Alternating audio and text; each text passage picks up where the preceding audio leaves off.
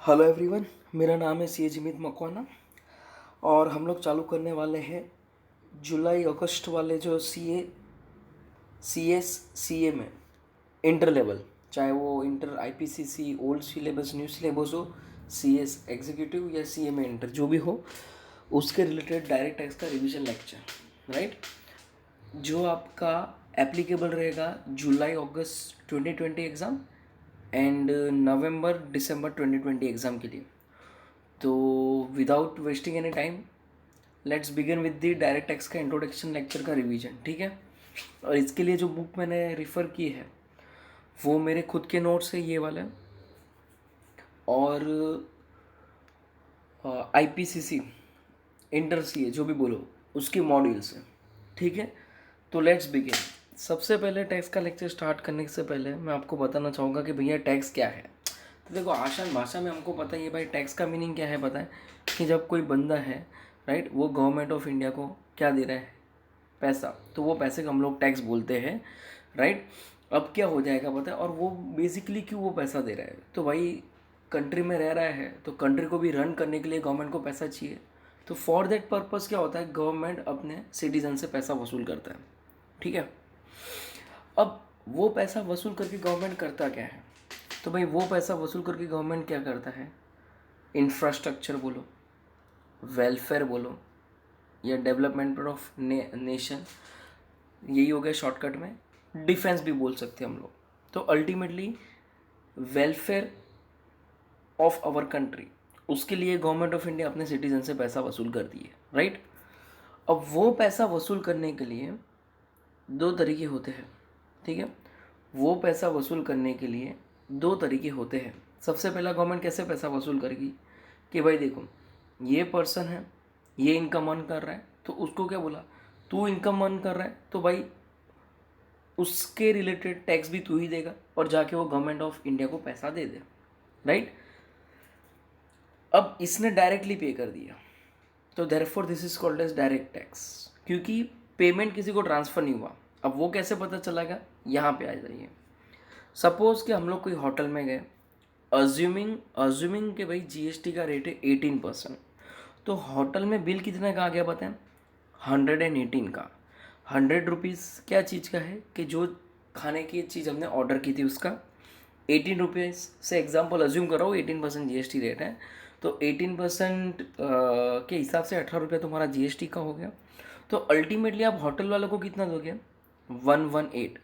तो 100 रुपीज़ वो होटल वाले की नेट इनकम हो गई, और जो ये 18 रुपया है ना, 18 रुपीज़, वो जाके गवर्नमेंट ऑफ इंडिया को दे देगा।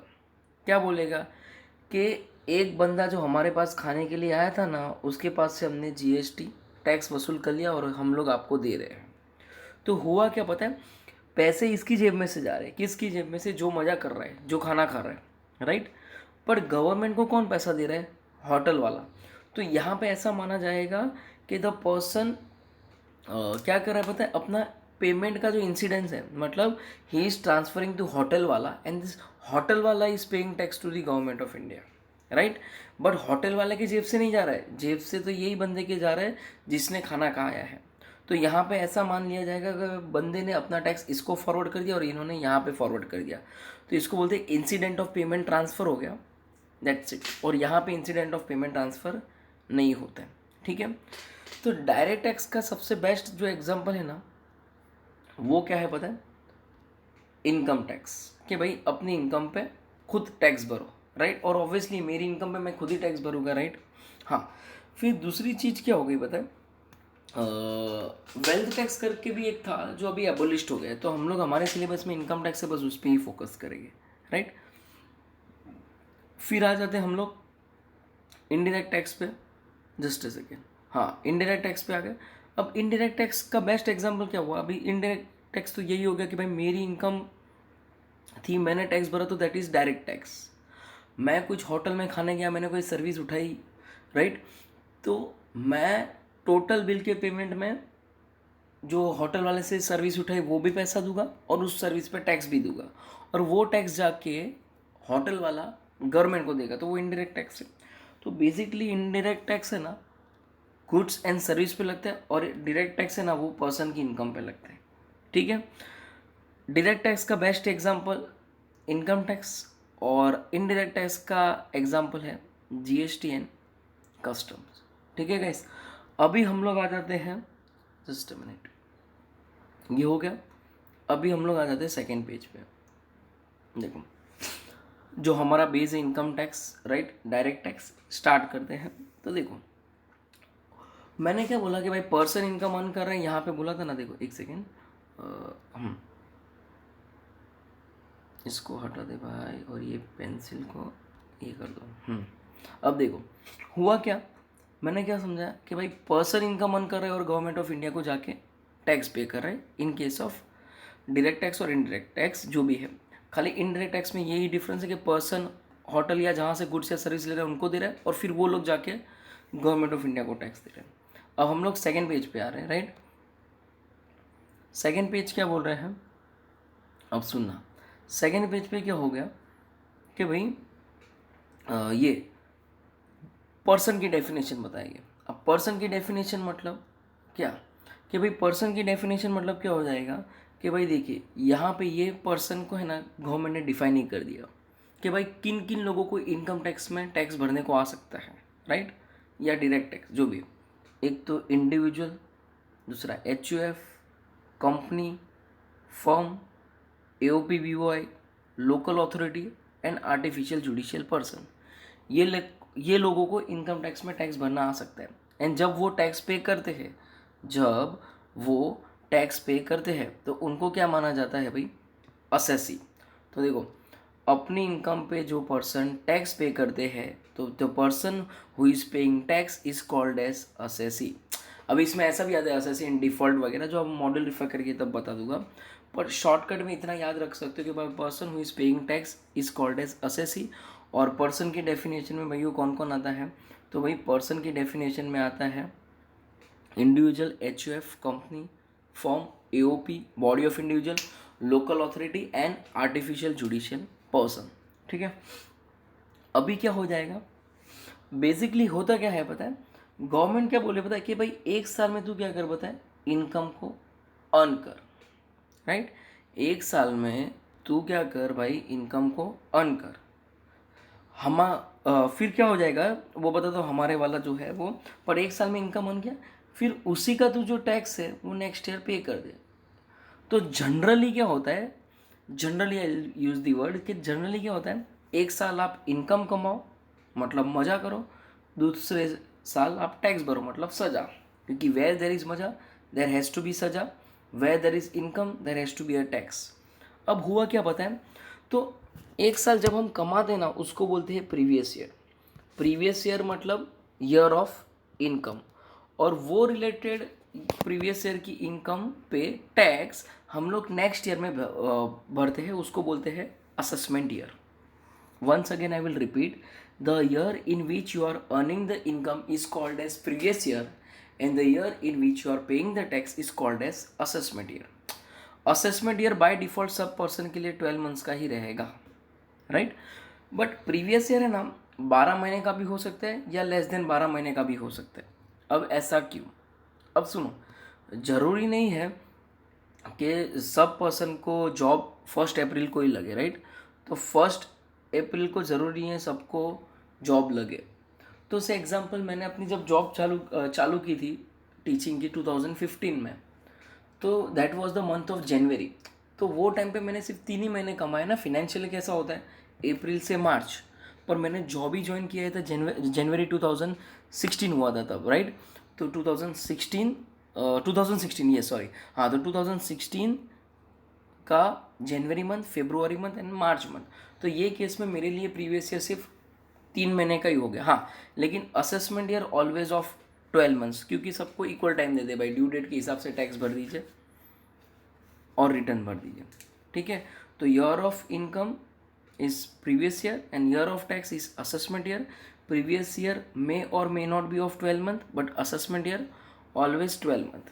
अब सुनो, होता क्या है पता है, आप लोग की एग्ज़ाम जो जुलाई अगस्त सीए इंटर, सीएस एग्जीक्यूटिव या सीए में इंटर, उन लोग के लिए जो प्रीवियस ईयर एप्लीकेबल है ना वो 1920 है। मतलब आप 1920 का जो इनकम अर्न किए ना उसका असेसमेंट ईयर है तुम्हारा 2021, समझा। तो the previous year which is applicable to you in this exam is previous year 1920, and the assessment year which is in which you are paying obviously the tax is assessment year 2021। तो पूरे through out income tax का जो भी lecture होगा उसमें मैं previous year 19-20 और assessment year 20-21 के हिसाब से ही पूरा पढ़ाने वाला हूँ, रिविजन, ठीक है। अब हम लोग आ जाते हैं सेकेंड पेज पे, राइट, मतलब नेक्स्ट पेज पे। अभी नेक्स्ट मैंने आपको अभी अभी क्या समझाया कि भाई एक साल में कमाओ, राइट, एक साल में आप लोग कमाओ, एक सेकेंड, कि भाई एक साल में आप लोग इनकम को अर्न करते हो। ये क्यों नहीं हो रही है? हाँ, एक ही सेकेंड, ये पेंसिल भाई पेंसिल चल दो। कि भाई एक साल में आप क्या करो पता है? हाँ, इनकम अर्न करो, राइट, और दूसरे साल में क्या करो, उस पर टैक्स पे करो, राइट। तो प्रीवियस ईयर का टैक्स कब पे करते हैं? असेसमेंट ईयर में, right. Once again I will repeat कि भाई प्रीवियस ईयर का टैक्स तुमको कब भरना है? असेसमेंट ईयर में। पर ये जो 5 एक्सेप्शंस है ना, ये 5 एक्सेप्शंस है। कैसे कि भाई, तो कुछ के ये एक्सेप्शन क्या बोल रहे हैं कि भाई प्रीवियस ईयर का टैक्स है, मतलब प्रीवियस ईयर का इनकम है, उसका टैक्स भी तो प्रीवियस ईयर में ही भरेगा, राइट। प्रीवियस ईयर में ही, मतलब 1920 की इनकम का टैक्स जनरली 2021 में पे करते हैं, पर भाई 1920 का इनकम पर टैक्स तुमको इस बार 1920 में ही भरना है, राइट। तो भाई दीज आर द एक्सेप्शन जिसमें ये समझा जा रहा है कि भाई cases where income of the previous year will be taxable in the previous year itself. कौन सा? नंबर 1 सबसे पहले क्या है भाई कि भाई income of a non resident shipping company. Second, income of a person living India permanently or for a long duration. Third है income of a person who is trying to transfer is asset for avoiding tax, जुगाड़ करना चाहता है शाणा। फिर क्या होगा? AOP BOI जो मतलब शॉर्ट पीरियड के लिए हुई, मतलब 3-4 महीने के लिए कोई पर्पस के लिए आपने से एग्जांपल छोटा मोटा कुछ प्रोजेक्ट लिया जो 3 महीने के लिए ही है, फिर आप प्रोजेक्ट ख़त्म हो जाएगा तो कंपनी या जो मतलब बंदी करने वाले हो, मतलब बिजनेस, तो वो केस में आपका तुरंत वही ईयर में टैक्स भरा जाएगा जिस ईयर में आपने इनकम अर्न की है। और लास्ट है तुम्हारा income of a discontinuing business. अभी बिजनेस ही बंद हो रहा है तो भाई प्रीवियस ईयर असेसमेंट ईयर का इतना राह देखो, उससे अच्छा फटाफट टैक्स लेके स्टोरी ख़त्म करो, ठीक है। और गवर्नमेंट को हमेशा टैक्स वसूलने की जल्दी रहती है, ठीक है। अभी मेन चीज़ भाई, गवर्नमेंट जो टैक्स लगाती है बाय डिफ़ॉल्ट, ऑब्वियसली उनको टैक्स लगाना है, तो किस बेसिस पे टैक्स लगाती है और उसका रूल्स रेगुलेशन एक्ट प्रोविजन जो भी बोलो वो कहाँ कैसे डिफाइन किया रहता है ना, तो वो सब जो कवर होता है उसको बोलते हैं component of income tax, right. तो भाई इनकम टैक्स की कंपोनेंट क्या क्या है? तो सबसे पहला तो इनकम टैक्स एक्ट 1961 है, राइट, जिसमें 298 सेक्शंस 14 शेड्यूल्स, राइट। फिर क्या हो गया तुम्हारा इनकम टैक्स रूल्स 1962 के भाई, जहाँ पे एडमिनिस्ट्रेटिव की सब प्रोसीजर बताई दी है जो CBDT द्वारा दी थी इन ईयर 1962, राइट। जो भी एडमिनिस्ट्रेटिव के रूल बनाते हैं तो 1962 में हुआ था इनकम टैक्स रूल्स। हाँ, CBDT का फुल फॉर्म है भाई central board of direct tax. Income tax का सब कार्यक्रम, इनफैक्ट इनकम टैक्स नहीं, सब डायरेक्ट टैक्स के कार्यक्रम है, वो उस पर निगरानी CBDT रखता है। जैसे भाई बैंकिंग पे RBI की होती है, उसी तरह पे भाई टैक्स पे CBDT वाला है, right. Central board of direct tax, मतलब सब डायरेक्ट टैक्स पे ये कैप्टन है, समझा। हाँ, अब होता क्या है, हमारा जो एक्ट है वो 1961 है बाय डिफॉल्ट, राइट। तो हर साल क्या रहता है, बजट आते रहता है, तो हर साल फाइनेंस मिनिस्टर बजट लाता है, राइट। उसमें वो क्या करता है, एक बिल निकलता है, उसको बोलते हैं फाइनेंस बिल, कि भाई आने वाले साल में है ना इतना टैक्स लगेगा, इन सेक्टर पे इतना ज़्यादा टैक्स लगेगा, टैक्स रेट कुछ चेंज हो जाते हैं, कोई कोई चीज़ों में टैक्स माफ़ कर दिए जाते हैं, कभी छोटी मोटी टैक्स की स्कीम लाई जाती है, राइट। फिर उस पर प्रेसिडेंट लास्ट में अपनी साइन करता है, obviously after the approval in the upper and lower house, तो वो बन जाता है तुम्हारा एक्ट, राइट। तो वो पर्टिकुलर फाइनेंशियल ईयर के लिए, मतलब ऑब्वियसली असेसमेंट ईयर जिस पर टैक्स भरना है उसके हिसाब से वो बजट एप्लीकेबल हो जाएगा, ठीक है। फिर इसके CBDT कुछ सर्कुलर भी निकालता है क्लैरिफिकेशन के लिए, सेंट्रल गवर्नमेंट कोई नोटिफिकेशन भी लाता है, राइट। और लास्ट में जो मेन है, हाई कोर्ट और सुप्रीम कोर्ट अपने जजमेंट देते। कोई केस हो गया इनकम टैक्स में तो भाई हाई कोर्ट जजमेंट देगा, लास्ट में सुप्रीम कोर्ट देगा, भाई पत्थर की लकीर सुप्रीम कोर्ट ने बोल दिया, तो वो सबको आप बोलते हैं केस लॉस। तो भाई केस लॉस के हिसाब से भी रूल्स एंड रेगुलेशन काफ़ी सारे चेंज हो जाते हैं, राइट। जैसे वोडाफोन का केस हुआ था, तो अल्टीमेटली इन शॉर्ट ऐसा बोल सकते हैं भाई हाई कोर्ट और सुप्रीम कोर्ट का जो जजमेंट है ना, उसके बेसिस पे भी टैक्स की बुनियाद टिकी हुई है, समझा। हाई कोर्ट बेसिकली भाई स्टेट वाइज काम करता है और सुप्रीम कोर्ट मतलब हिंदुस्तान में पूरे पत्थर की लकीर सॉर्ट ऑफ थिंग।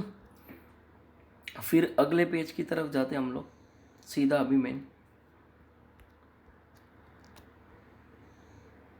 यहाँ पे आ जाओ भाई, सीधा स्टार्ट हो रहा है तुम्हारा इनकम टैक्स, ठीक है। इनकम टैक्स अभी यहाँ से हम लोग कैसे पढ़ना है वो बता देता हूँ। देखो कैसे रिवीजन आने वाला है। सबसे पहले तो भाई इनकम टैक्स क्या है क्यों है वो पढ़ लेंगे, राइट। अभी इनकम टैक्स क्या बोल रहा है पता है, अभी इनकम टैक्स क्या बोल रहा है कि भाई इनकम जो है ना वो 5 तरह की होती है। कितनी तरह की? 5 तरह की।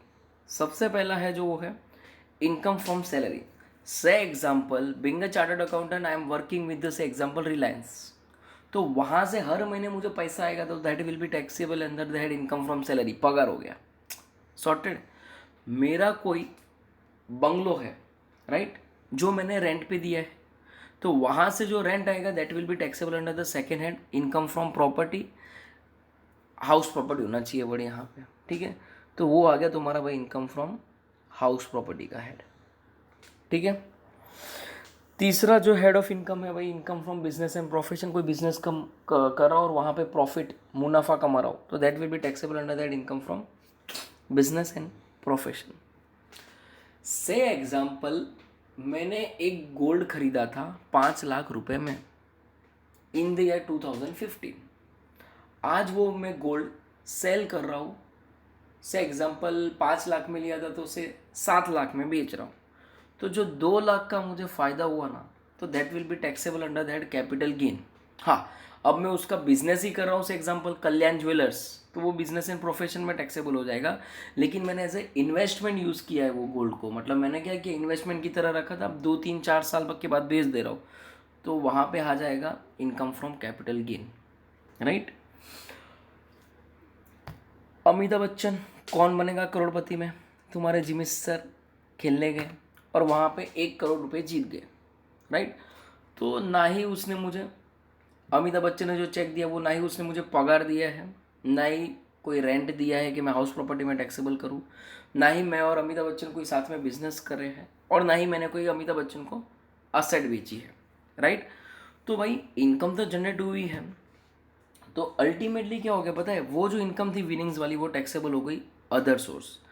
मतलब जो इनकम का कोई भी हेड में सेटिंग नहीं हो रहा है ऊपर वाले चारों में से, ना ही वो सैलरी में आ रहा है, ना ही वो इनकम फ्रॉम हाउस प्रॉपर्टी में आ रहा है, ना ही वो बिजनेस एंड प्रोफेशन में आ रहा है, ना ही वो कैपिटल गेन में आ रहा है। तो भाई जिसका कोई नहीं उसका क्या डायलॉग है भाई, जिसका कोई नहीं उसका आ जाएगा तुम्हारा इनकम फ्रॉम अदर सोर्स, ठीक है। फिर ये सब इनकम का आप टोटल कर लो, समझे। फिर ये सब इनकम का आप क्या कर लो टोटल, और उस टोटल का नाम क्या है भाई, तो भाई उस टोटल का नाम है तुम्हारा ग्रॉस टोटल इनकम। से एग्जांपल मेरी ग्रॉस इनकम हो गई 10 लाख रुपया। हाँ, और आपको बता दूँ एक बंदों की 5 हेड्स में से भी इनकम होने के चांस है। पार्ट टाइम जॉब कर रहा था तो सैलरी हो गई, बिजनेस है और प्रॉपर्टी रेंट पे दी हुई है, शेयर बाजार में कुछ ना कुछ कैपिटल गेन कमा रहा है और छोटा मोटा डिविडेंड भी कमा लिया, that will be taxable income from other source. तो एक बंदे की क्या 5 हेड की इनकम हो सकती है? Answer is yes. या 2-3 हेड की भी हो सकती है, मतलब any permutation combination with in 5 heads उसकी इनकम हो सकती है। और क्या 5 हेड्स की भी हो सकती है? तो यस हो सकती है, चांसेस आर देयर। एनीवेज, तो से एग्जांपल मेरी इनकम कितनी हो गई भाई 5 हेड्स की मिला के, से एग्जांपल 10 लाख। अब उसमें कुछ डिडक्शन मिल जाएगी, जैसे LIC में इन्वेस्टमेंट किया तो गवर्नमेंट बोलेगी ठीक है 1 लाख का तेरे को इन्वेस्टमेंट LIC में हम लोग माफ़ करते हैं। तो अल्टीमेटली मुझे कितने पे टैक्स पे करना पड़ेगा? 9 लाख। ये डिडक्शन वाला भी एक चैप्टर है, वो हम लोग डिटेल में रिवीजन करोगे तब पढ़ लेंगे। बट एनीवेज, तो अभी मुझे कितने अमाउंट पे टैक्स भरने का आएगा? 9 लाख पे, समझा? अभी मुझे कितने अमाउंट पे टैक्स भरने का आएगा भाई? 9 लाख पे, समझा? तो हुआ क्या पता है कि भाई ये 5 मेरी इनकम है, income from salary, income from house property, income from business and profession, capital gain, other source, right? वो पांचों इनकम पे मैं कुछ टैक्स पे हाँ, वो पांचों इनकम का टोटल आ गया 9 लाख रुपये। उस पर मैं क्या कर रहा हूँ भाई? टैक्स पे कर रहा हूँ। स्लैब रेट, फ्लैट रेट, वो जो भी है, कैसे टैक्स पे करना है और कितना टैक्स पे करने का है, पर वो समझने से पहले हम लोग क्या समझ लेंगे भाई? पांचों तरह की जो तुम्हारी इनकम है ना, वो समझ लेंगे, ठीक है? तो ये पांचों थी तुम्हारी इनकम, राइट? और उस इनकम पे मैंने क्या पे किया? बोलो, टैक्स पे किया। Once again I will repeat कि भाई ये जो है ना, ये पांचों मेरी इनकम है और ये इनकम पे मैंने क्या पे किया? Tax. Hence name of the subject proved income tax. और ये इनकम टैक्स की बुनियाद किन चीज़ों पे है? तो वो जो तुम्हारे कंपोनेंट थे कि भाई income tax act 1961, income tax rules, CBDT का सर्कुलर, नोटिफिकेशन, केस लॉस, ब्ला ब्ला ब्ला, ठीक है?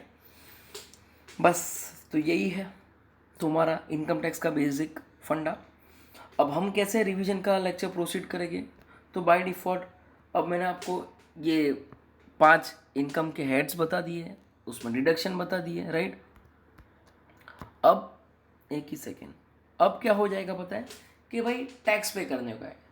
तो कितना टैक्स पे करने का है, क्या परसेंट से पे करना है, कब पे करना है, एंड रिटर्न कब भरना है, that is something procedural part, right? Returns वाला। तो वो हम लोग कब सीखेंगे कि भाई सबसे पहले ये पांचों हेड्स जो है ना तुम्हारे, सबसे पहले क्या हुए, ये जो तुम्हारे पांचों हेड्स ऑफ इनकम है उसको समझ लो, डिडक्शन को समझ लो, फिर उनके साथ साथ सेट ऑफ करना, अगर लॉस हुआ तो क्या करते हैं वो वाला, राइट? सेट ऑफ वाला आ गया। फिर भाई उस पर तुम्हारा जो क्लबिंग का कुछ प्रोविज़न करके आता है, फिर डिडक्शन सीखेंगे, फिर उस पर तुम्हारे को कितना टोटल इनकम आ गया, राइट? कि भाई नेट टैक्सेबल इनकम, जो इनकम टैक्स की लैंग्वेज में उसको बोलते हैं भाई टोटल इनकम, राइट? फिर वो टोटल इनकम पे कितना टैक्स पे करने का है, फिर उसका रिटर्न कैसे भरेंगे, उसी सीक्वेंस में हम लोग रिवीजन लेक्चर भी लेने वाले हैं, राइट? दूसरी चीज़, टैक्स किसको भरने को आएगा? तो दैट इज डिपेंड अपॉन हुम। तो भाई ये रहा तुम्हारा note, income tax is paid on the basis of residential status. समझ गया? Income tax is paid on the basis of residential status. तो भाई हमारा आने वाला बाय डिफॉल्ट रिवीजन लेक्चर किस पे डिपेंड होगा? रेसिडेंशियल स्टेटस पे, राइट? तो उसका रिवीजन ऑब्वियसली बाय डिफॉल्ट किसका? रिवीजन ऑफ रेसिडेंशियल स्टेटस हम लोग नेक्स्ट लेक्चर में कवर कर लेंगे, ठीक है? Thank you so much guys. और याद रखे भाई, एक इरादा, खुद से वादा, मेहनत ज़्यादा। जय हिंद एवरीवन, थैंक यू।